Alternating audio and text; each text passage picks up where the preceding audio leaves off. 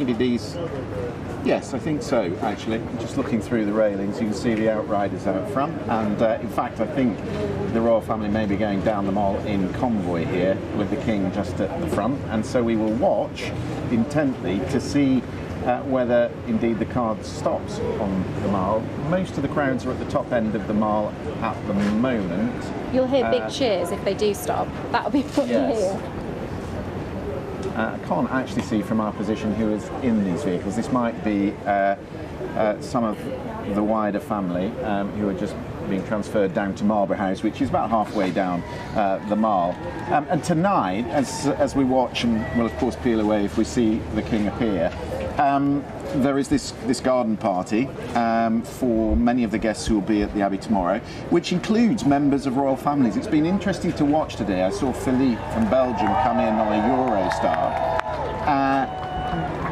Families that don't have a coronation in Europe, very different royal families coming under their own steam, but for the first time at a coronation, because none of the heads, the monarchs, were at the Queen's coronation in 1953, so a break with tradition. Yeah, it's a new experience for a lot of people here in the UK. Obviously many people don't remember the 1953 coronation, and these monarchs, we can see there the Prince and Princess of Wales, they've come out on the Mall. That's going to be a real treat for people. And this, right at the top here, is where a lot of the people have pitched their tents and waited overnight. Some of them have been here 3 or 4 days, but you can see they're 4 or 5 deep at the railings, and they will have known, as we knew about an hour ago, that something was up, because everything's been sealed off, which is always a good clue. Yeah, and the tents have been taken down. All the tents, have they? The tents have gone. So they've had to take away their tents, obviously, because they want as many people as possible to be able to see members of the royal family and take those photos. I think actually that lady with the corgi jumper on, I spoke to her yesterday. She's one of the campers. She looks like she's having a really good chat with Prince William. I don't know if we can hear what they're saying. There is a microphone quite close, and we've got Chi Azunda, who's on the Mall. We'll try and bring her in if she's somewhere near. Oh, there is the King. So we missed him as he went past us. It's difficult to see, but the King is walking down the right-hand side of the Mall, and the Walesers are working the left-hand side. And we saw something very similar to this around the time of the late Queen's funeral. Yeah, and I think the royal family do really get a lot of support from these people when they go out and they do these walkabouts, and they're getting well wishes. People are saying good luck, can't wait for tomorrow. They obviously wouldn't do them if they didn't enjoy them, if they didn't get something from them. Yeah, let's listen in then. Let's just let these pictures breathe a little, because this is a moment we've waited for.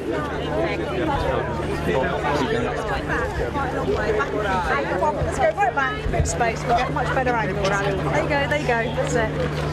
Keep going back, we'll get better stuff. Love you. From Italy. Back. My son wants to know who makes the best paper aeroplanes. From Italy. We are from Italy. We like Italy. Guys, give us a bit more space. Give us more space, guys. Wow. Alex, guys, no pushing, please. Guys, just put your phones down and enjoy the moment, guys. Give your phone down our level, guys. Thank you.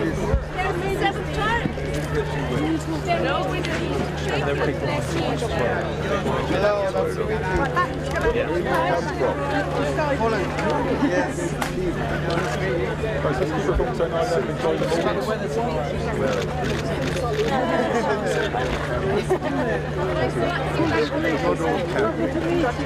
It's always interesting, Charlotte, as you watch these pictures, the sort of light touch of security that is around the Royals. Yesterday we saw the Prince and Princess of Wales travel on tube from Acton to Tottenham Court Road.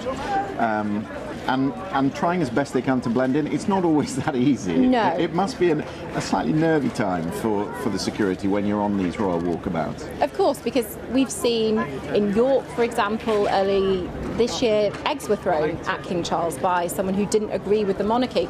So I think they have to be prepared for every eventuality, and he's completely surrounded, isn't he, by security staff. I was just wondering how many hands has he shaken this week?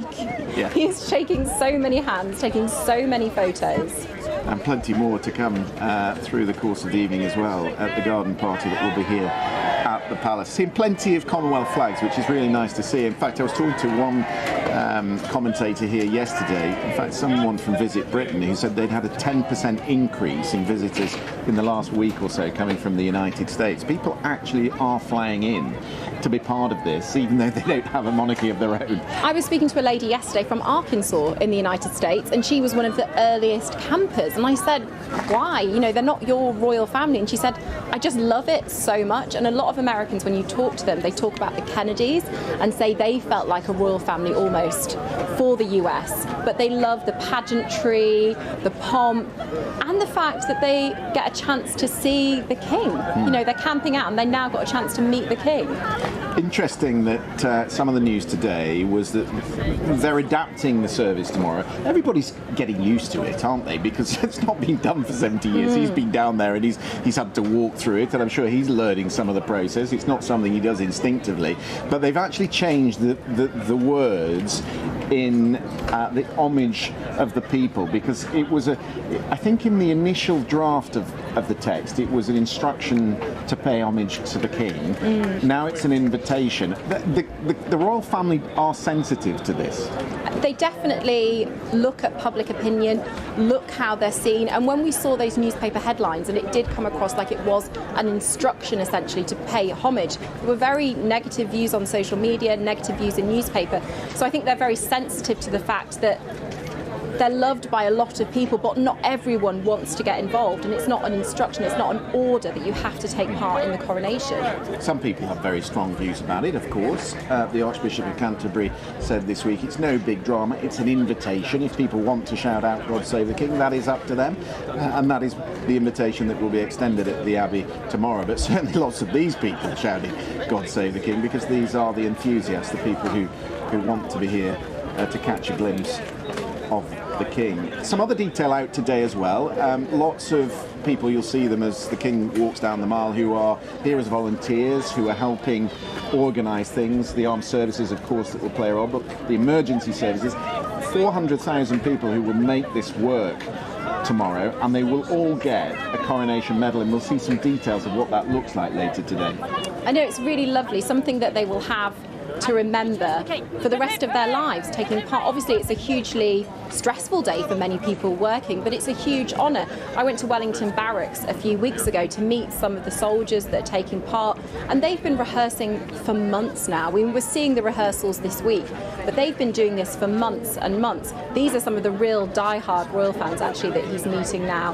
The man in the beanie hat, the Union flag beanie hat, he was the first camper here on the Mall. Are these people you see wherever you go around the country as a royal correspondent? I was at Sandringham in December for the Royal Christmas, and he was there as well, so I feel like I know them quite well now. That's John. That's John. You know him on first name terms. I love it. Great. I know where he lives as well. I know what area of London he lives, so you do find out so much about people.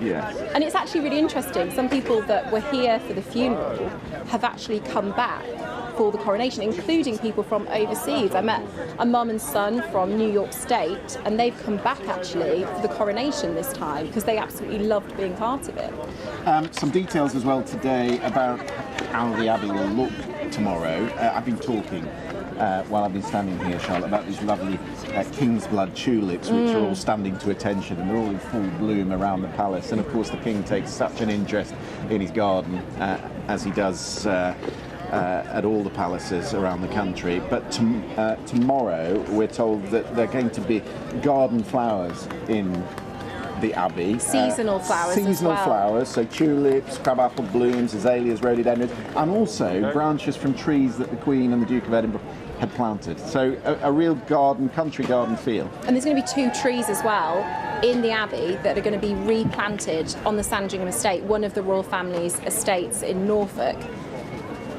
It's a very kind of homely touch, I think, and obviously the King is really passionate about nature and the environment, so it's no great surprise that he's wanted to keep it seasonal and reflecting the UK as it is now. Let's listen in. I'm not sure which mic is open because we're seeing split screen here, of course, of the Prince of Wales on the left-hand side of the mall and the King on the right, but let's listen in for a bit more. I'm told the King's mic is open, so let's listen. King Charles! King Charles, it's so nice to meet you! We came from America! Yeah, I came here from Bangkok. Yes. You're not. Yes. Is this your... I came here from Bangkok just to greet Very you. brave. Hi sir, how are you? It's a pleasure to meet you. Hello, Your Highness. Thank you very much. Lovely. Good luck to you tomorrow. Lovely. I hope to see you. Hi. From Colombia. From Colombia. Colombia. Very happy man. God save the king. God save the king. God save the king. God save the king.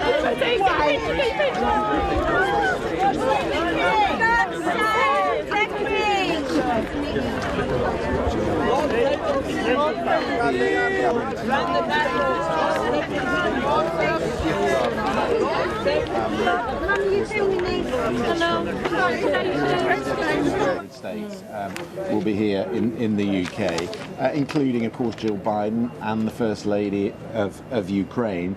But I'm watching these pictures, Charlotte, and I'm reminded that actually it is a slimmed down royal family now. It is the frontline royals who will be there, but of course the Duke of Sussex might not be there, Prince Andrew might not be there. What do you make of that? Because Lord Soames was talking today about Prince Harry flying in and flying out within 24 hours. We think he's going to head back to California quite quickly because it's coming up to his son's birthday. It is very different to how it was a few years ago, and we're not expecting a huge amount of people to come out on the balcony tomorrow after the coronation. The focus is very much on the king and the heirs and different members of the royal family, distant cousins. They're not as involved as they were, and of course Prince Andrew, because of what's happened with him and his relationship with Jeffrey Epstein, he's not involved as he once was, although interestingly he did at Christmas do the walkabout on Sandringham, which perhaps people didn't expect. But no, it's not the same, and the fact that Prince Harry perhaps won't be on the balcony, we don't know at the moment, and he won't be there with his children and his wife certainly, it does seem a bit of a shame. But there has been this focus, I think, on saving money, you know, and can the UK and the Commonwealth, does it want this massive royal family and various different members of it doing events? It seems to be a real focus on the working members now. Visit Britain, I asked them about this yesterday because we've not had any price tag on what this is all going to cost. Some estimates put it at around £100 million, which of course people recoil at when they think of the cost of living crisis and the difficulty many people are encountering up and down the country. But they said it was money that was well worth it, because a lot of this money does come back into the country, particularly through tourism numbers and tourism figures. In fact, I'm being told we can hear the Prince of Wales, as Michael, although we are looking at the King at the moment. Here we go. Let's listen in. I've done pretty much all the states. You're from Phoenix. Yes, I am. It's nice and Where'd you come over? I'm going to be here for 5 nights total, and it's my birthday. You camped out here? Yeah, I'm going to be here tonight. Yes, I am. Well done, you. Yes, no offense. There's not much sleeping going on out No, here. no. We're sat in the chairs. We're going to have a I party. think it'll be a good party atmosphere. Yeah, we're going to have a party. Well, I pray you guys stay well. So nice to see you guys.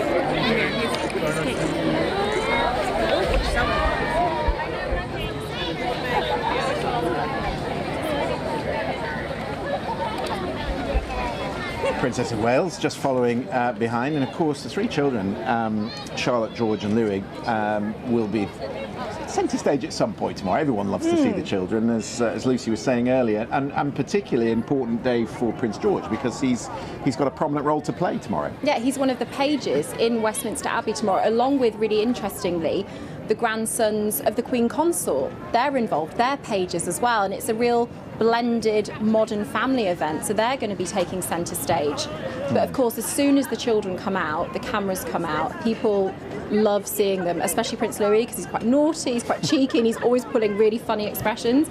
At the Jubilee concert last year, he wouldn't sit still and he was looking incredibly bored because he's a small boy, and these events, you know, are a lot for children. Yes, I was much the same. Exactly. I know I wouldn't have sat still through it. I think he does pretty well.